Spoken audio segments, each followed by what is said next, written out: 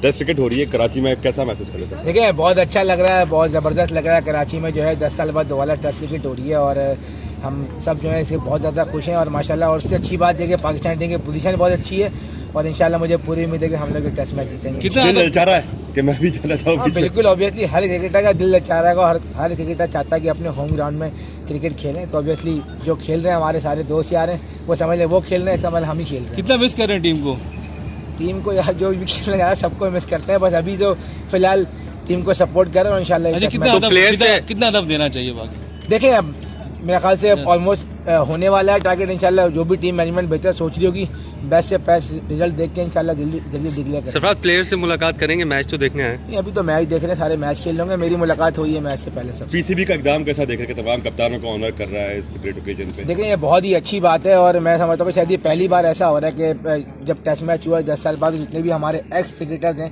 वो सब ग्राउंड में उनको बुलाया जा रहा है। तो और ये बिल्कुल ऑनर की बात होती है कि जो हमारे पुराने लेजेंड क्रिकेटर हैं अगर उनको रिस्पेक्ट दी जाती है तो ये बहुत अच्छा साइन है।